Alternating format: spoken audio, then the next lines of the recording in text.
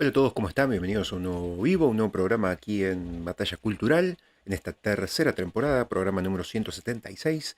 Vamos a iniciar un nuevo programa donde vamos a ver varias cositas. Fundamentalmente, bueno, ayer tuvimos el deceso de Pepe Mujica, expresidente de Uruguay, y vamos a ver un video donde Nicolás Márquez, bueno, hace un repaso de su vida e historia junto con un periodista uruguayo. Y también vamos a ver un video ya en este momento de Agustín Laje destrozando al borracho de Petro. Arrancamos con ese video. Queridos amigos, bienvenidos a una nueva transmisión en vivo de este canal de YouTube. Tenemos hoy para abordar temas políticos relativos a Colombia y relativo a uno de los personajes más divertidos que solemos abordar en este canal, que es el personaje cuyo nombre es Gustavo Petro, el ex guerrillero que preside a los colombianos, que cada mes nos da material nuevo para poder hacer comentarios políticos. Sean todos bienvenidos, tenemos ya más de 400 personas en este vivo, les invitamos a dejar su like, a comentar en el chat, a contarnos desde dónde se están conectando, y no quiero continuar sin contarles una mala noticia. Verán que no tenemos en esta ocasión la opción de super chat porque no hemos sido incorporados nuevamente al programa de socios de monetización de YouTube. Estamos intentando revertir eso, lo cual significa que este canal de ahora en más, vamos a ver en qué momento eso. Bueno, esto sucede mucho en YouTube últimamente. Lo he notado mucho en estos últimos años. Yo desde el 2019 que tengo canales de YouTube, varios. Y bueno, he notado que a veces en algunos canales por 6 meses me dan la monetización, a veces en algunos canales por 6 meses me lo sacan, y eso va variando y va rotando. Es bastante al azar, pero sobre todo se empezó a dar desde el 2021 o 2022, no me acuerdo cuál, pero yo, como uno de los canales que tengo es de finanzas y de acciones y demás, sigo muy de cerca las cotizaciones de todas las acciones del mundo, por ejemplo, de las tecnologías importantes como Microsoft, Google, Meta y demás acciones, como pueden ser petroleras o como pueden ser algunas industriales o como puede ser Coca-Cola, por ejemplo. Bueno, a partir de que Google informó unos resultados, no me acuerdo si en el 2021 o 2022, pero a partir de que Google dio esa información en sus balances, en la presentación trimestral anual de balances, eh, que tenía ciertas pérdidas y que estaba complicado con YouTube y con la publicidad en YouTube, a partir de ese balance y a partir de esa noticia o de ese informe de balances y de resultados trimestrales de Google con respecto a YouTube, empezó a hacer eso, empezó a hacer de no monetizar algunos canales y algunos sí. ¿Para qué? Bueno, simplemente para no gastar esa plata en publicidad y esa plata de monetización en todo el mundo con sus creadores de contenido, como se dice ahora, por sus youtubers. Y bueno, empezó a dar 6 meses a algunos canales y 6 meses a otros. Entonces, bueno, básicamente lo que hizo fue reducir los gastos de monetización en un 50%. Yo esto se los cuento porque como tuve varios canales, en un momento tenía más o menos unos 5 o 6 canales en ese año y a 3 me los mantuvo la monetización y a 2 o 3 me los sacaba. Y después, en determinadas fechas, me los cambiaba. Algunos me los daba de baja y algunos me los devolvía. Bueno, eso empezó a ser a partir de aquel momento. Más allá de que con Agustín y con este tipo de contenido y con este tipo de espectro político, siempre YouTube fue más estricto, vamos a usar esa palabra, con la monetización y con los contenidos. Pero bueno, o con las censuras incluso. Pero bueno. Se revierte, no estará pudiendo monetizar. Estamos en un problema importante, pero vamos a sobrevivir. Hemos pasado por cosas peores y son las reglas del juego. Uno sabe que son las reglas del juego. Nosotros aquí hablamos de cosas muy delicadas. Nos metemos en la política hasta lo más hondo. Decimos cosas que en otros lugares no se dicen, nadie los quiere decir. Y eso muchas veces tiene su precio. Y ese precio es caro, pero estamos dispuestos a pagarlo. Estamos dando nuestra lucha para poder recuperar la monetización en YouTube. Mientras tanto, sí que te quiero pedir que te suscribas a nuestro canal alternativo, a nuestro canal secundario, que bueno, vamos a intentar engrosarlo para poder, si no logramos ganar esta pulseada con YouTube en los meses que siguen, pues empezaremos a mudarnos al canal secundario, a pesar de tener aquí 2,5 millones de suscriptores. Este es el canal de política más grande de toda Argentina y es probablemente el canal de política más grande de toda la América hispana. Sin embargo, bueno, no estamos en este momento siendo parte del programa de socios de monetización de YouTube. Así que por eso es que Bueno, a ver, pará. ¿Y por qué tengo ahí un super chat? Porque están en el canal secundario. Bien, entiendo que eso es porque está en el canal secundario, ¿no, Daniel? Avísame, por favor. Porque si no, yo estoy hablando de esto y veo que me entró un super chat, pero debe ser gente que se ha conectado en el canal secundario. El canal secundario está en la descripción de este video. Te pido que vayas, por favor, dale suscribirse, dale a la campanita, así podemos seguir en comunicación. Dicho esto, vamos al punto. Después de haber sido recientemente acusado por un ex canciller suyo de drogadicto, ¿sí? Así como te digo, es decir, por algo nos quitan la monetización de drogadicto, un ex canciller de Gustavo Petro, muy recientemente, hace muy pocos días, lo acusó de ser un drogadicto y de haberlo perdido incluso en uno de sus viajes a París por más de 48 horas. Después te lo voy a contar con más detalle y vamos a leer la carta acusatoria. Pero vuelvo al punto, después de semejante escándalo aparece hoy un nuevo escándalo. Y es que Gustavo Petro está preparando para mañana un golpe político muy importante que se inscribe en sus planes para perpetuarse en el poder. El reloj a Petro le corre, cada segundo vale oro porque el año que viene, en la primera mitad del año, hay elecciones en Colombia y a Petro se le acaba el tiempo para perpetuarse en el poder. Petro no se puede reelegir constitucionalmente, pero está buscando la forma de avanzar su agenda y su estrategia parece ser empezar a movilizar a las masas adictas. ¿Quiénes son sus masas adictas? Fundamentalmente los contratistas, el sector de la burocracia estatal, además de ciertos movimientos sociales izquierdistas y de la minga indigenista. Pues bien, las recientes declaraciones de Gustavo Petro han sido muy fuertes porque ha convocado para el día 1 de mayo, Día del Trabajador, o sea, el día de mañana, ha convocado un gran acto en el que va a desenvainar, sí, va a desenvainar la espada de Bolívar. Ya vamos a ver qué significa eso simbólicamente, políticamente, este fetiche político de la espada de Bolívar, y va a radicar la consulta popular en el Senado. Es decir, va a llamar al pueblo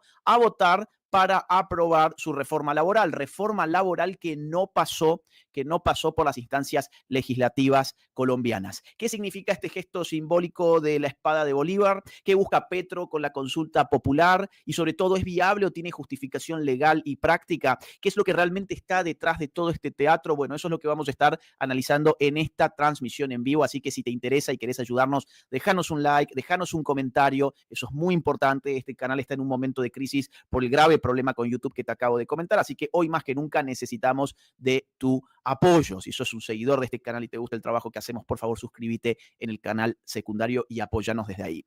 Miren, el 21 de abril del año 2025, Gustavo Petro anunció en una alocución nacional que el 1 de mayo, Día del Trabajo, o sea, el día de mañana, presentaría personalmente ante el Senado el texto para llamar a una consulta popular para que la ciudadanía decida sobre las reformas sociales, especialmente la reforma laboral. Recordemos que la reforma laboral ha sido muy criticada por gente que de economía sabe un poco más que el irresponsable de Gustavo Petro. Por ejemplo, el Banco de la República advirtió que la reforma de Petro podría provocar la pérdida de hasta 746.000 empleos formales. Sí, te repito, 746.000 empleos formales se pondrían en riesgo culpa de la reforma laboral de Gustavo Petro en un horizonte de 3 a 4 años. ¿Debido a qué? Bueno, debido al aumento de los costos laborales y de despido. Este incremento afectaría además especialmente a las pequeñas y medianas empresas que representan más del 90% del empleo formal en el país. Pero ¿cuántos trabajadores son informales en el caso colombiano? Se calcula 58% de empleo informal en Colombia y la reforma se centra principalmente en el empleo formal y sindicalizado, dejando sin protección a millones de colombianos que laboran en la informalidad precisamente. 58% es más de la mitad del pueblo colombiano. Empresarios y expertos además han señalado que la reforma introduce rigideces que podrían desincentivar la contratación, especialmente de jóvenes y, atención, de trabajadores sin experiencia. Es decir, la reforma laboral de Gustavo Petro no ha sido aprobada porque aquellos que saben la han desaconsejado. Pero Gustavo Petro pretende seguir adelante con sus planes y por eso lo que planea para el día de mañana es una movilización de las masas que responden políticamente a su proyecto y a su espacio político para impulsar la dichosa la dichosa consulta popular. Bien, tenemos aquí el tuit de Gustavo Petro, dice: este 1 de mayo, el pueblo de Colombia sale a la calle, a todas las plazas públicas, a entregar al Senado el texto de la consulta popular. Presentaré ante el pueblo la espada de Bolívar desenvainada que nos guiará a ganar el sí en la consulta. Vamos por la gran Colombia. Ustedes saben que Gustavo Petro tiene un problema cognitivo que nunca puede escribir bien ni siquiera un tuit. siempre tiene un enorme problema donde no le sale, es más fuerte que él, no puede.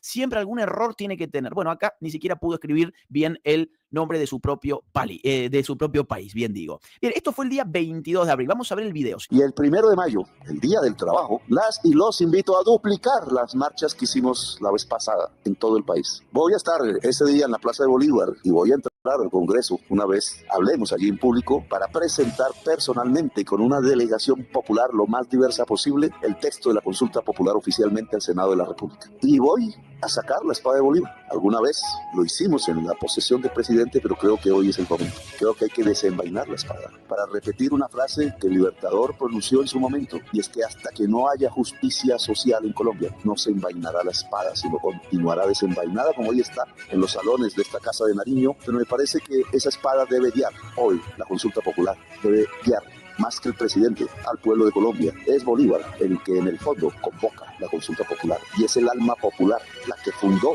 la Gran Colombia, la que fundó el concepto de libertad, de república y de democracia, la que hoy queda convocada en un estatus diferente, que es el pueblo que manda y ya no el pueblo que obedece. No es el pueblo que se arrodilla, sino que se mira de frente entre sí y mira de frente las instituciones para dar las órdenes. Ese pueblo lo queremos este 1 de mayo en todas las plazas de Colombia y ojalá por millones, demostrando a quienes hoy intentan amordazar al pueblo de Colombia que no va a ser posible, que la consulta popular va, porque es una decisión popular. Bueno, ahí lo tenemos a Gustavo Petro implementando una estrategia política que es la de la movilización de las masas.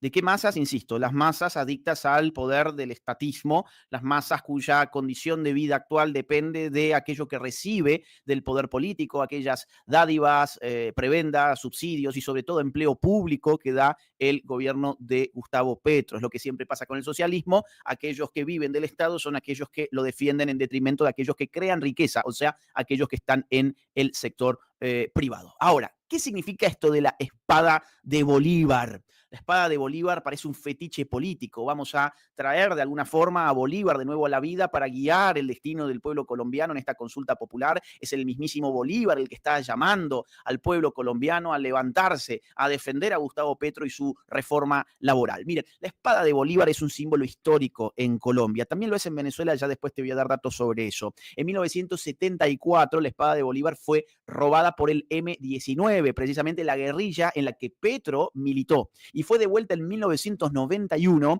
tras la desmovilización del grupo. De hecho, hay en la serie Narcos de Netflix, no sé si la han visto, cuéntenme, es una muy buena serie, hay un episodio donde la gente del M-19, el grupo guerrillero de Gustavo Petro, se entrevista y articula una operación conjunta con Pablo Escobar y aparece la espada de Bolívar, o por lo menos hay una referencia a la espada de Bolívar en ese episodio. Petro usó ya la espada de Bolívar en el año 2022, ordenando que la llevaran a la Plaza de Bolívar como su primer acto de gobierno, diciendo: quiero que nunca más esté enterrada. Vamos a ver a continuación aquel fragmento de por qué Petro cada vez que puede se cuelga de este símbolo político.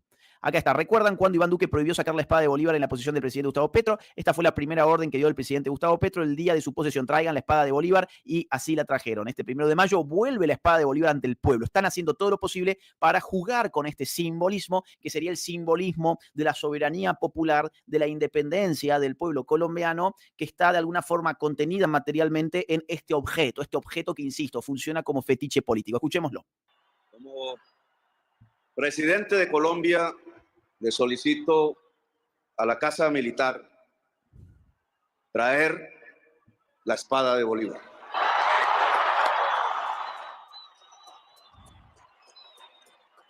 Una orden del mandato popular y de este mandatario. Señores de la Casa Militar, traigan la espada de Bolívar ante el pueblo, ante el Congreso, ante el Estado. Esto es importante. En su asunción, el tipo ya exhibe su primer orden como la recuperación de la espada de Bolívar, que vuelve a desenvainar, o que volverá, mejor dicho, a desenvainar el día de mañana como un símbolo político que produce, insisto, la irrupción de las masas que luchan por su independencia. Su independencia realmente significa la reforma laboral de Gustavo Petro. O sea, ninguna independencia, todo lo contrario, más sometimiento a las normas del Estado. Y acá tenemos el video cuando esto ocurre. Atención. Este es el símbolo político. Es una especie de reliquia política.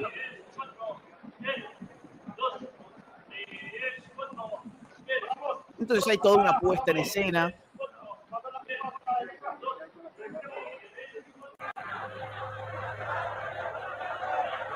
Miren qué interesante, ¿no? Es decir, ahora lo voy a bajar un poquito. Esto es muy interesante como simbolismo político, como antropología política, como teología política. Esto cumple la función que la reliquia cumplía para el orden teológico. En un orden político teológico, las reliquias contienen poder sobrenatural. En el orden político secularizado, sin embargo, sobreviven aspectos de religiosidad como esta, donde el objeto contiene un aura de sacralidad que debe ser ritualizada. Y ahí están en el acto de Asunción, esperando el retorno. Por supuesto, esto estaba totalmente ensayado, por eso esa gente ya estaba lista para marchar con la espada y llevarla de ese modo, y generar un hito simbólico, un acontecimiento simbólico. La reliquia ha sido recuperada y la reliquia acompañará al nuevo mandamás. Así como en otros momentos de la historia humana, Dios ungía al monarca. En nuestra época, bueno, todavía vemos este tipo de cuestiones, ¿no? La reliquia es la prueba del poder de Petro. Y damos paso a las palabras del presidente electo, Gustavo Petro Urrego. Bueno, esto es muy, a mí son cosas que realmente me interesan mucho porque tienen que ver con la antropología política, que es una disciplina realmente, digamos, para mí fascinante. Ahora, es bueno que sepas que este fetiche político, esta suerte de reliquia política, no solo se inscribe en los esfuerzos simbólicos del presidente Gustavo Petro. Esto viene de larga data, también funcionó de esta manera para el chavismo. Recordad que el chavismo también reivindicaba para sí la historia política y de independentismo de Bolívar. Pues bien, te doy algunos, digamos, datos interesantes al respecto. En el acto de posesión presidencial de Hugo Chávez, 1999, se ordenó traer la espada de Bolívar al acto de investidura. Es decir, lo mismo que acabas de ver con Gustavo Petro, en realidad ya había ocurrido en el año 1999 con Hugo Chávez. Lo cual significa que en realidad Petro siempre ha querido ser una mala copia de Chávez. De hecho, Chávez, en esa ocasión, lo presenta como un acto de continuidad histórica con el Libertador.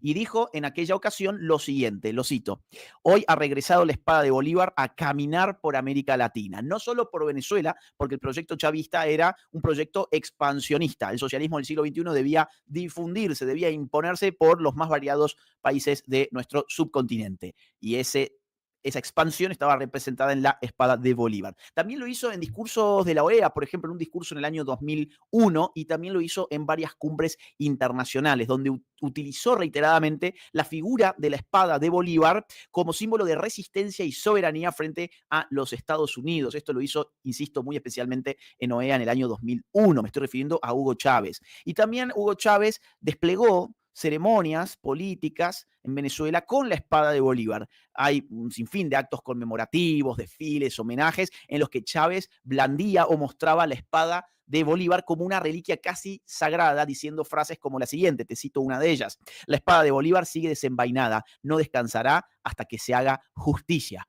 Muy parecida a la frase de Gustavo Petro, la idea de vamos a mantener desenvainada la espada y la vamos a dejar desenvainada hasta que haya justicia social, dice Gustavo Petro. Esto es muy, muy, muy interesante. Entonces, a ver, tengo mucha más información para mostrarte. Acá tenemos esta, no estoy seguro si esto ya lo puse, vamos a ver, vamos a ver. A ver, un segundo, ya tenemos casi 3.000 personas, no se olviden de su like. No, este ya lo pusimos. Ahora, acá tengo otro. Vamos a ver, creo que este otro no lo hemos visto todavía. Acá está. Nosotros presentaremos la consulta popular el 1 de mayo. Ese día sale la espada de Bolívar a la Plaza de Bolívar y la quiero colocar como guía del pueblo colombiano. La consulta no beneficia a nadie en esta mesa. La consulta popular es para que el pueblo tenga derechos, dice el guerrillero Gustavo Petro. Atención. El interior que le ponga mensaje de urgencia e insistencia para que definan rapidísimo y nosotros presentamos la consulta El 1 de mayo. El 1 de mayo sale la espada de Bolívar a la plaza de Bolívar. Y la quiero colocar como la guía del pueblo colombiano. La consulta no beneficia a nadie en esta mesa. Quizás en esta mesa se discuten siempre cosas que los benefician a los que están sentados en la mesa y a quienes los compran, los grandes capitales de Colombia. Aquí esta iniciativa no beneficia a nadie de los que están aquí sentados. Se pensionan ustedes, tienen contrato laboral, no tienen problemas desde el punto de vista de un patrón que despide en un mes, aunque el patrón de todos ustedes y todas es el pueblo. Y el pueblo puede despedir. Se llama revocar. Ese es un derecho del pueblo. Pero la consulta popular es para que el pueblo tenga derechos, los mínimos, para que una señora de los tintos no sea humillada, para que cualquier muchacha que está en un supermercado en la caja no la lleven a trabajar hasta las 12 de la noche sin pagarle las extras, y para que todo el mundo pueda descansar si quiere, o si cambia el descanso por el trabajo, ese trabajo valga el doble, porque es mucho más costoso dejar a la familia para poderla sostener. Esos son derechos de la gente, no de nosotros. Por eso aquí lo que estamos peleando es por los derechos de la gente y derechos simples de la gente. Bueno, a ver, vamos a ver. Me dicen que esto no se estaba escuchando bien, lo siento mucho. Es que yo lo tenía demasiado bajito. Mil disculpas. Nada, a ver, no se han perdido de mucho Gustavo Petro diciendo que es derecho de la gente tener tal o cual salario, tal o cual hora de descanso, tal o cual día de descanso y que entonces hay que llamar a la consulta popular. Ahora, a ver, en realidad es derecho de la gente negociar su contrato laboral en virtud de arreglos libres y voluntarios entre las partes. El gran problema cuando se mete el Estado en este tipo de arreglos entre las partes es que eleva tanto los costos para la empresa que al final la empresa tiene que terminar despidiendo trabajadores y se le complica mucho contratar a trabajadores. Este es el gran problema con los derechos laborales que pregona la izquierda cada vez que trata de subir más y más y más la vara, que es que te hace imposible tener gente en el mercado laboral formal. Entonces, vos tenés a Colombia 58% de trabajadores informales. Imagínate si continúas elevando la cantidad de normativas, de dificultades, de trabas para la contratación de colombianos en situación de empleo formal. Reventás el sistema laboral. La señora de los tintos la torturaron y chuzaron en su gobierno, pone ahí Daniel. Sí, efectivamente. Bien, entonces, vamos a ver a continuación. Este es el flyer que ha sacado Petro, el as del pueblo, consulta popular. ¿Qué viene a ser el as del pueblo? Bueno, viene a ser como la carta ganadora debajo de la manga, ¿no? Es la carta que te estás guardando para usarla en el momento oportuno para dar vuelta a la partida.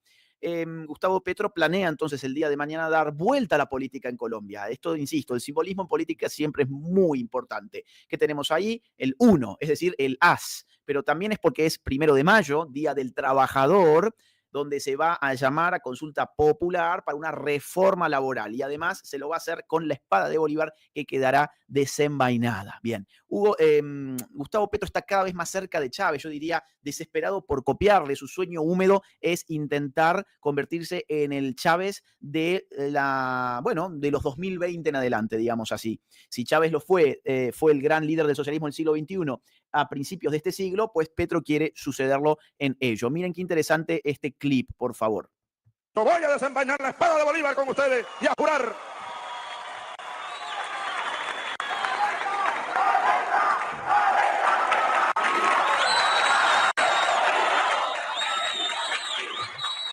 ¡Viva Bolívar! Aquí está tu espada desenvainada y levantemos pues el puño izquierdo. El 1 de mayo sale la espada de Bolívar a la plaza de Bolívar. Y la quiero colocar como la guía del pueblo colombiano. Yo voy a desenvainar la espada de Bolívar con ustedes y a jurar.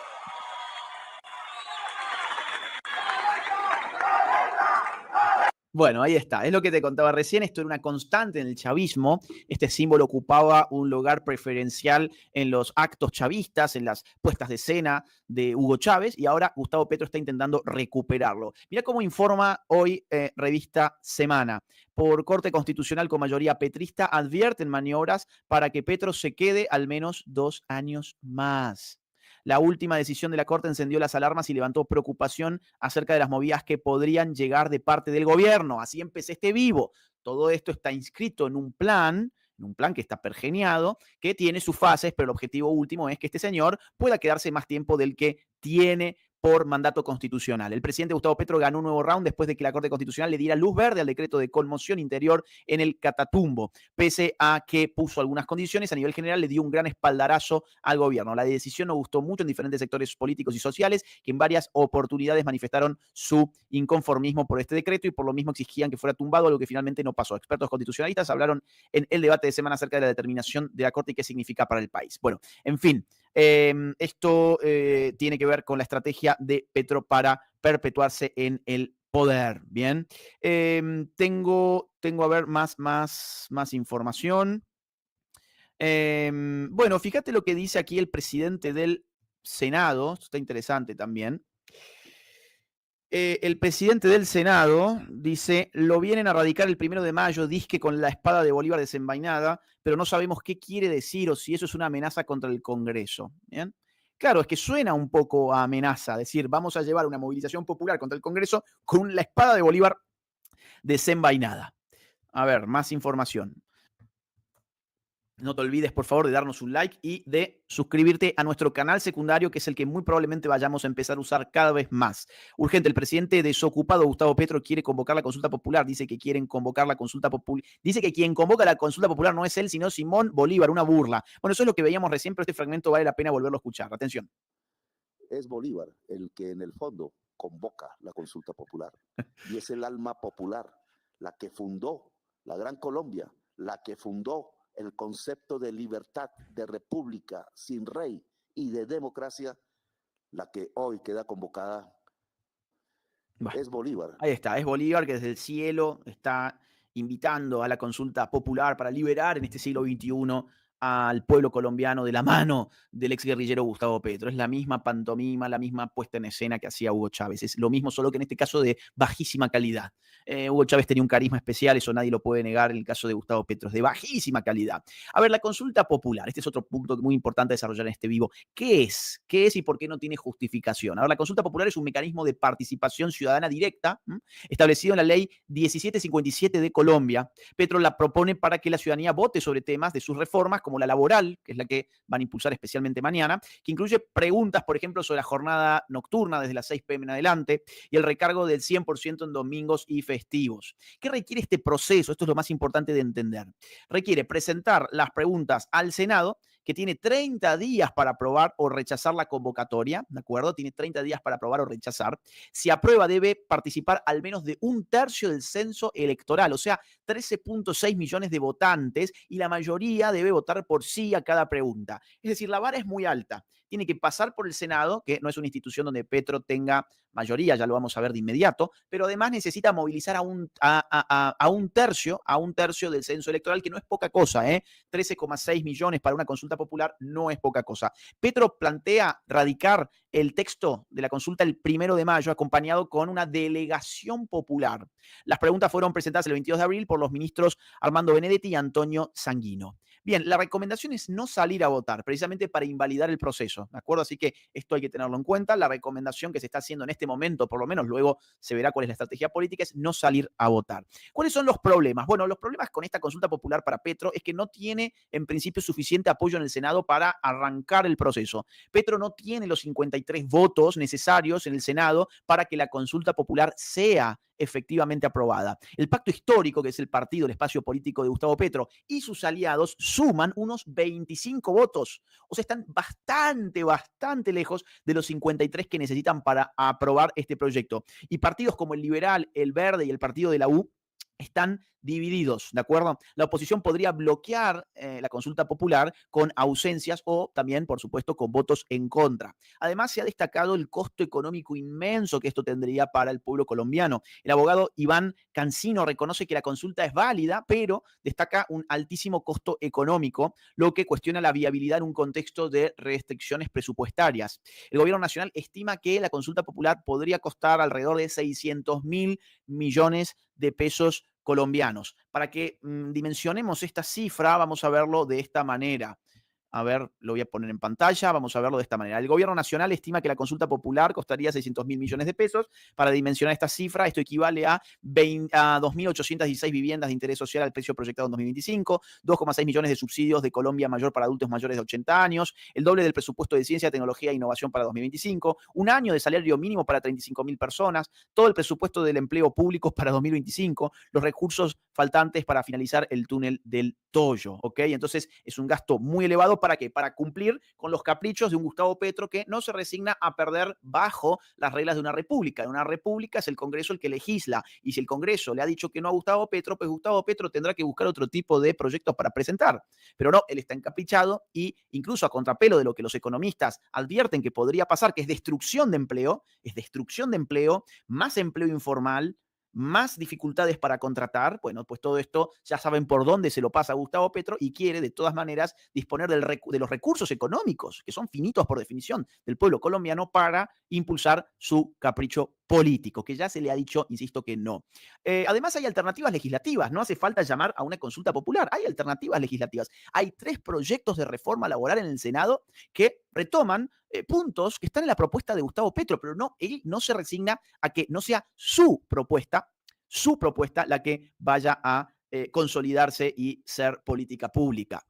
Las preguntas, bueno, no sé si hay que darle mucha publicidad a esto, sinceramente. Vamos a verlas un poco superficialmente, pero insisto, la consigna es, al día de hoy por lo menos, no salir a votar. Bueno, estas son las 12 preguntas de la consigna popular. A ver, ¿está de acuerdo con que el trabajo de día dure máximo 8 horas y sea entre las 6 a.m. y las 6 p.m.? Pero fíjate la locura, fíjate la estupidez.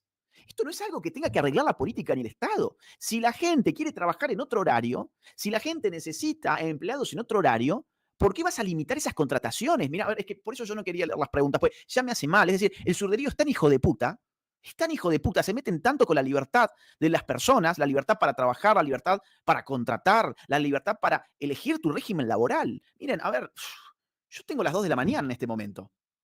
Yo estoy trabajando a las 2 de la mañana. Y estoy trabajando desde que me levanté a las 9 de la mañana. Dirás, bueno, te levantás un poco tarde. Sí, yo ordeno mi régimen laboral. Yo habitualmente trabajo desde que me levanto hasta que me voy a dormir. Habitualmente. Mañana, de hecho, tengo un viaje laboral. Me tengo que ir a Uruguay mañana. Son las 2 de la mañana y estoy acá trabajando. Entonces, ¿por qué el Estado me tiene que decir a mí cuál tiene que ser mi horario laboral? ¿Por qué? Es decir, ¿por qué esto está sujeto a votación? Que den libertad, que la gente trabaje cuando quiera. La gente no es tonta, la gente puede ordenar su vida de acuerdo a tomar las mejores decisiones. Ay, no, pero es que pasa que aquel que no tiene los recursos suficientes, si le dan un trabajo nocturno, entonces está siendo oprimido. No, si esa persona elige un trabajo nocturno es porque está mejor con ese trabajo nocturno que sin ese trabajo nocturno. Entonces, ¿qué hace el Estado cuando prohíbe, por ejemplo, un trabajo nocturno? Lo que está haciendo es dejar a ese hombre en la calle, o sea, dejándolo peor de lo que podría estar con un trabajo nocturno. Es una locura. Mira esto, mira la 5. ¿Está de acuerdo? Es increíble esto. ¿Está de acuerdo en que las empresas deban contratar al menos 2 personas discapacitadas por cada 100 trabajadores? Pero esto no es algo que no se tiene que legislar. Es decir, vos no le podés imponer a una empresa privada qué es lo que tiene que contratar. Porque nada te garantiza que esa empresa necesite a personas discapacitadas. Para hacer solidaridad, hay otras instituciones en la vida social. ¿Por qué el Estado tiene que someter a una empresa a hacer solidaridad con la plata de la propia empresa? Es una verdadera locura. No, es impresionante. Mira la 2. ¿Está de acuerdo con que se pague con un recargo del 100% el trabajo en días de descanso dominical o festivo? Mira, yo te cuento, a ver, yo he trabajado en muchas cosas, y créeme, he trabajado en empleos donde la mayoría de la gente no quiere estar. Yo, por ejemplo, he limpiado hoteles en Estados Unidos y he hecho doble turno y he trabajado en 2 hoteles distintos al mismo tiempo. Trabajé al mismo tiempo en un Marriott y en un DoubleTree de Hilton. Entonces yo había días donde realmente estaba trabajando desde que me levantaba hasta pasadas las 2, 3 de la mañana.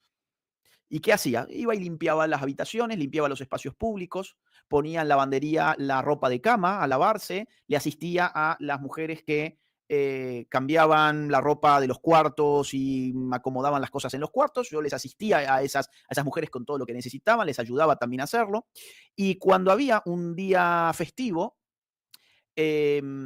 a mí se me pagaba el 50% extra, no el 100%. Yo no cobraba el doble la hora, yo cobraba un 50% extra. Y para mí eso era algo fabuloso. Es decir, a mí me convenía trabajar un día festivo y lo hacía. Y lo hacía tanto en un hotel como en el otro hotel. Y si este tipo de norma se impulsa, ¿qué tiende a hacer una empresa que está un poquito complicada presupuestalmente? Bueno, reduce la cantidad de empleados que va a contratar en un día festivo. Entonces, estúpido, te vas a quedar sin una cosa y ni la otra. ¿Por qué no dejan que la gente decida? Si a mí no me convenía el 50% extra porque yo consideraba que yo necesitaba un 100% extra en un día festivo, pues entonces yo tengo toda la libertad del mundo de decir, no, es un día festivo, pues la verdad hoy no voy a ir a trabajar y habrá otro que sí quiera ir a trabajar ese día. Y los días domingo yo trabajaba con una paga totalmente idéntica a la paga de cualquier otro día. Y estaba bien, a mí me servía, si no, no hubiese ido a ese trabajo. También, por ejemplo, fui acomodador de espectadores en un estadio. Entonces yo tenía una linterna y con esa linterna llevaba a la gente a sus asientos. Y los espectáculos solían ser viernes, sábado, domingo. Sí, también trabajaba en un domingo y trabajaba hasta muy tarde. Hasta muy, muy tarde. ¿Y qué pasa? ¿Y qué pasa? Es lo que te toca. Es lo que te toca. Si el Estado hubiese dicho que el domingo a mí me tenían que pagar el doble, ¿sabes qué pasaba conmigo? No me contrataban. Porque iban a hacer reducción de empleados porque es que no se podía pagar eso. No se podía pagar. Entonces, la gente cree que el dinero llueve del cielo y que el Estado... y además, si esto se trata de mejorar la vida del trabajador, ¿por qué el 100%? ¿Por qué no el 500%? Si Gustavo Petro está bueno con el trabajador, ¿por qué le va a dar solo el 100% los días festivos y los domingos? ¿Y por qué solo los domingos y los días festivos? ¿Por qué no se lo da el lunes y el martes también? ¿Por qué no el miércoles y el jueves también? ¿Y por qué no el viernes ya que estamos de paso? ¿Y por qué solo el 100%? Que le dé el 500% más. Ah, claro, ¿sabes qué es lo que pasa en esas condiciones? Pues las empresas se deshacen de trabajadores y poder conseguir un trabajo formal es prácticamente imposible.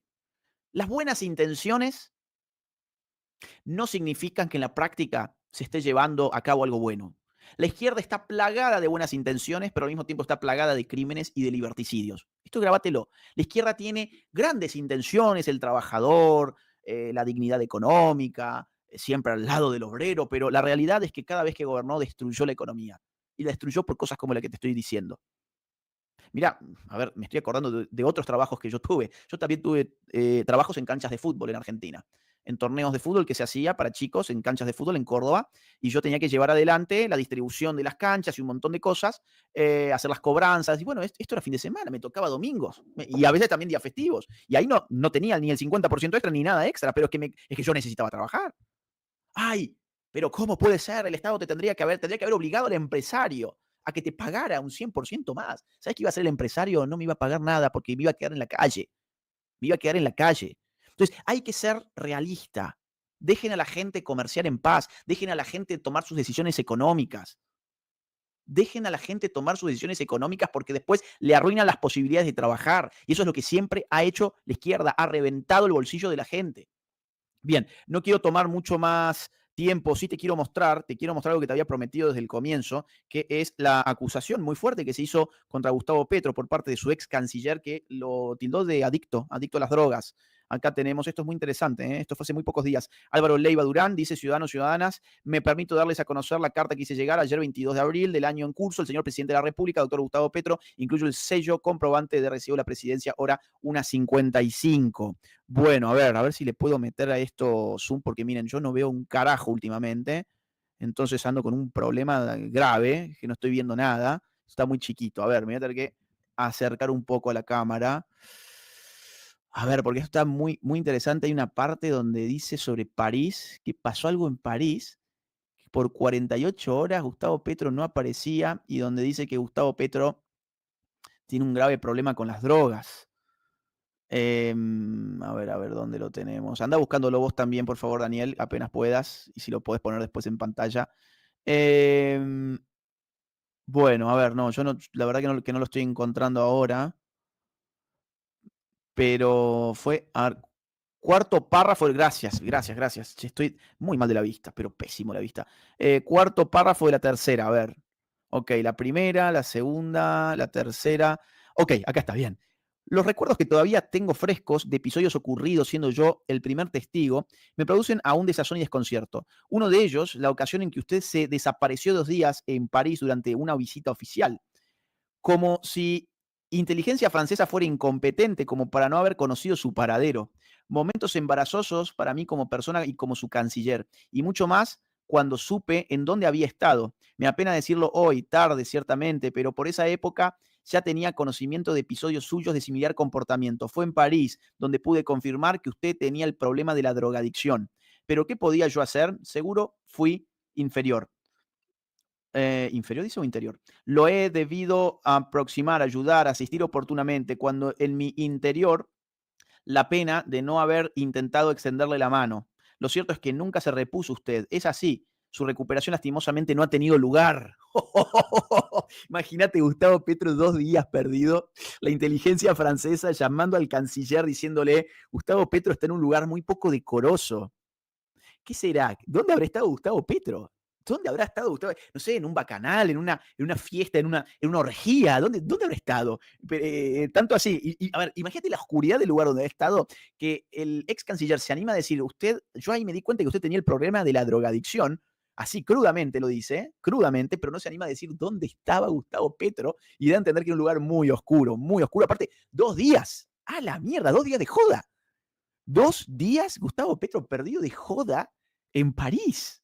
No, chicos, esto es impresionante. Ya se sabía que Gustavo Petro tenía serios problemas de adicción. Esto es Vox Populi, se le nota en muchos videos, se le nota incluso en los tweets, donde nunca termina de escribir un solo tweet bien, es decir, está siempre bajo algún tipo de efecto que no le permite escribir una sola oración bien, es una locura, pero ahora lo termina de confirmar el canciller. Esto era un conocimiento popular, esto era algo que iba de suyo, que era evidente, insisto, en videos, en redes, en discursos, en declaraciones públicas, pero lo termina de confirmar ahora el ex canciller de Gustavo Petro, que hace público el horror que tuvo que pasar en París. Esto pasó hace días y ahora Gustavo Petro mañana, bueno, acá parece ser, recuerde, el esnifador Gustavo Petro. Ay. Yo no sé si puedo mostrar mucho esto, ¿eh? Bueno, nada, acá está Gustavo Petro totalmente borracho dando un discurso que ya lo hemos visto algunas veces. Es increíble que después dice que le cayó mal una copita que había tomado, que le cayó mal, bueno, sí.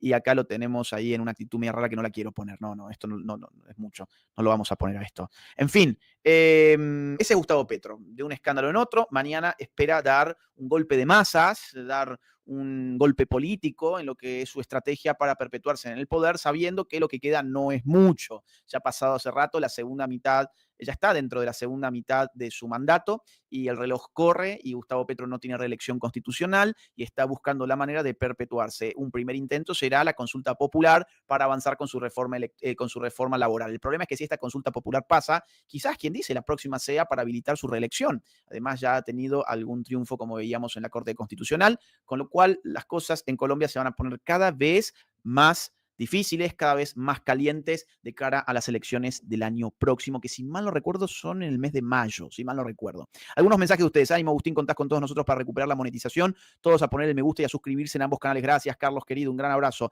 Sergio, gracias por tus membresías de regalo, sos muy amable. Batalla Cultural Tandil, apoyando desde Agustínaje 2.0. Abrazo, Lucas de Tandil. Lucas, gracias, Lucas, querido, siempre por estar apoyándonos y gracias por el trabajo de Batalla Cultural que estás haciendo. Sigan a Batalla Cultural Tandil, gran trabajo. Juan Cruz dice que le va a hacer una mancha más al tigre, Agus, grande, un abrazo, gracias por el apoyo. Aquí estamos apoyando tu trabajo. ¿Cuándo vienes a República Dominicana?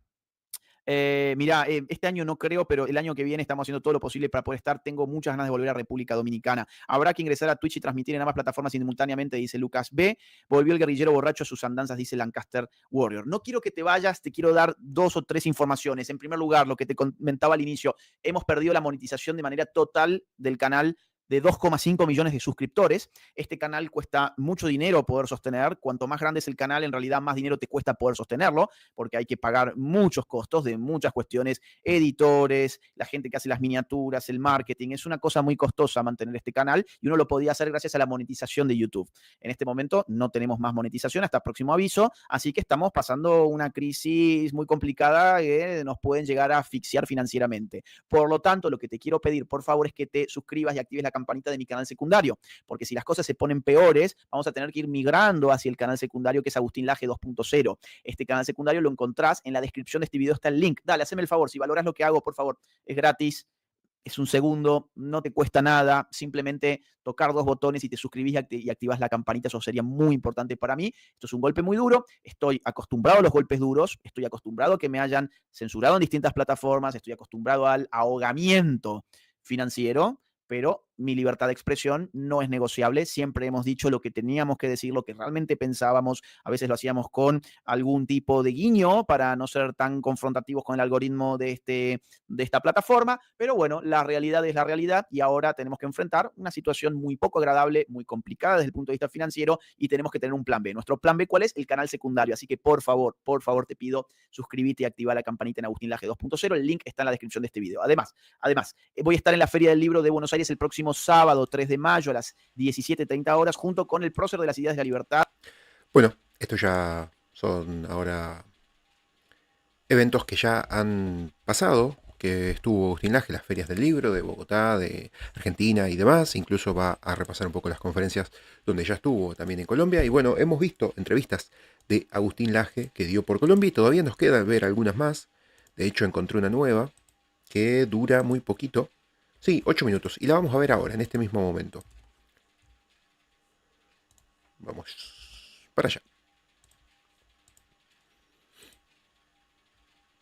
Primero que todo, darle las gracias por su tiempo y a empezar a hablar del el último libro, que este está un poco más grande que el anterior, creo que es el doble, y toca algo que creo que es importante hacer la distinción entre globalización y globalismo, porque la gente, yo le he preguntado a muchas personas y todo el mundo me dice, no, pero es que eso no es lo mismo. Entonces, Agustín. Bueno, Santiago, muchas gracias por venir otra vez y por interesarte en mi libro una vez más. Este libro salió en octubre del año pasado, es decir, es un libro nuevo, todavía no lo he presentado en Bogotá, así que estoy muy honrado de poder estar en la Filbo presentándolo. Ese es un muy buen punto de partida. Globalismo suena a otra palabra que es globalización y la gente a veces la confunde. No, globalización es una palabra que tiene mucha más trayectoria en términos de tiempo. Globalización aparece en la década de 1980 en el contexto de los estudios económicos en universidades de Estados Unidos y era una palabra que daba cuenta de el fenómeno de la aceleración de los intercambios comerciales y financieros a escala planetaria, posibilitados por nuevas tecnologías que estaban irrumpiendo precisamente en ese momento. Es decir, globalización, en definitiva, es un concepto económico que refiere al comercio internacional, al mundo de las finanzas internacionales, etc. Globalismo es un concepto mucho más nuevo. Político, cultural también. Político, más que nada político. Es un concepto político que nace hace apenas una década en torno a los grupos MAGA, o sea, los grupos trampistas, que con eso empiezan a referirse al fenómeno de la acumulación de poder por parte de organismos internacionales que empezaban a tener poder político sobre las naciones y que, por ejemplo, impulsaban procesos migratorios descontrolados, tratando de legitimarlos con voces de organismos internacionales, o que condicionaban a los pueblos en sus matrices productivas en nombre de la lucha contra el cambio climático, o que, por ejemplo, bajaban agendas ideológicas como la ideología de género, el feminismo, bajaban la agenda del aborto en el nombre del progresismo global, o, por ejemplo, que bajaban directrices para enfrentar la pandemia del COVID-19 desde un organismo internacional llamado OMS. Esos son algunos de los fenómenos que hemos visto en los últimos años en las naciones y la palabra globalismo a lo que apunta es a dar cuenta de que ese poder no es nacional, sino que está acumulándose en organismos de naturaleza supranacional.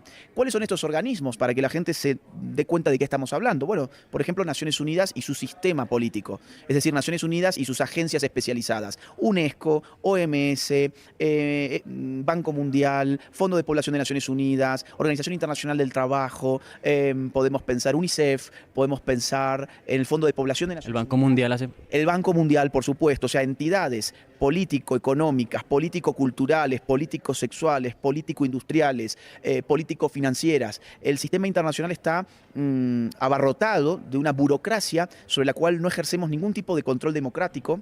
No hay limitaciones republicanas, no hay una constitución que sea capaz de limitar el poder de esos organismos. Al contrario, las naciones en las últimas reformas constitucionales que han hecho han sometido a la legislación interna, incluso a la propia constitución, al dictado de los organismos internacionales y la ley internacional o digamos, la norma jurídica internacional. Entonces, eso es lo que trata el libro. ¿Qué pasa cuando el poder político máximo ya no está en la cabeza del Estado-nación, sino que empieza a redistribuirse en favor de organismos supraestatales? Bueno, Agustín Laje, ¿Qué antecedentes en la historia tenemos de fenómenos parecidos de dominación por parte de élites hacia la población? Bueno, a ver, hay muchos. Lo que pasa es que este es un ejemplo inédito. Tenemos, por ejemplo, el caso de los grandes imperios, donde se configura un imperio, una metrópoli que con sus tentáculos empieza a dominar otras unidades políticas subordinadas a lo largo de un territorio muy extenso y de poblaciones culturalmente y nacionalmente muy diferentes. Tenemos un fenómeno, digamos, más próximo en el tiempo, que es el del imperialismo. El imperialismo, ¿qué supone? Supone un Estado hegemónico que ejerce influencias políticas, o más que influencias, determinaciones políticas, determinaciones culturales, determinaciones sociales en otros países subordinados, pero en todos los casos siempre hablamos de una unidad política estatal, que como tal tiene las características del Estado, es decir, territorio, población, un orden jurídico propio. Cuando hablamos de organismos internacionales estamos hablando de un fenómeno político distinto del Estado. Por lo tanto, ya no podemos pensarlo como imperialismo, ya no lo podemos pensar como colonialismo. Tenemos que pensarlo como algo nuevo, y el término globalismo viene a significar eso nuevo, que empieza a formarse en 1945 con la creación de la ONU. Cuando se crea la ONU en 1945, el propósito era garantizar la paz y la seguridad en el mundo. De hecho, el primer artículo de la Carta Constitutiva de la ONU es precisamente ese. ¿Qué ha pasado desde 1945 hasta ahora? Se han multiplicado por doquier las agendas, las agencias, los organismos especializados de Naciones Unidas, y hoy el individuo se ve en una situación muy extraña, porque el poder sobre un individuo, el poder político, se distribuye más o menos así. El individuo está sujeto a un municipio, arriba del municipio tiene su departamento, arriba del departamento tiene el Estado Nacional, arriba del Estado Nacional tiene el organismo internacional de carácter regional, y arriba del organismo regional tiene el organismo global. Entonces, vos mirás hacia arriba y tenés un edificio demasiado inmenso como para poder tener alguna influencia real sobre él, o más aún controlarlo. Yo quiero que el poder esté bien cerquita del individuo, no lejos, no inalcanzable, no disperso. Y cuando vos juntás muchos países, como hizo la Unión Europea, mirá lo que pasó con la Unión Europea. Ellos hicieron una unión que empezó siendo comercial, estuvo genial, luego fue una unidad, una unión de moneda, tuvieron todos el euro, y luego ya dijeron, seamos una unión política. ¿Y qué hicieron? Pusieron un Parlamento Europeo a generar una ley común para todos esos países. Fíjate cuánto participa hoy el europeo en esas elecciones. Participa muy poco. Fíjate qué grado de legitimidad tiene en la cabeza de los europeos esa institución. Les parece muy lejana, inalcanzable. Y cuando ven allí, ven a un belga que decide por un italiano que decide por un español que decide por un sueco que decide por un noruego. Entonces vos decís, pero ¿esto es la democracia? No, eso no es la democracia. Eso es una burocracia infernal que aleja el poder de la gente real, del individuo, del ciudadano. Entonces, a mí me gusta el modelo de unir a los países culturalmente, económicamente, abrirlos a un mercado internacional. Todo eso me encanta. Ahora, lo de unirlos políticamente me parece que debilita las libertades políticas de la gente. Aquí la historia de Colombia no es exactamente la historia de Argentina, la de Argentina no es exactamente la de Perú no es exactamente la de México. Es decir, hay sus particularidades históricas que han generado estados diferentes. Estados, naciones, culturas diferentes, hermanadas sin lugar a dudas, pero a mí, insisto, me parecería un poco peligroso unificarlas políticamente en el sentido de una especie de superestado como tienen hoy los europeos. Yo no convalidaría eso, sobre todo para, digamos, en defensa de la libertad. Me parece que el poder quedaría demasiado alejado de los individuos en una estructura como esa, e insisto, hoy lo vemos de esa manera en Europa. Agustín Laje, muchas gracias. No, muchas gracias a vos. Bueno, ahí pasaba entonces esa entrevista que les decía de Agustín Laje en Colombia, una de las nuevas entrevistas que encontré en estos últimos minutos antes de prender este vivo y este programa, de iniciar este programa.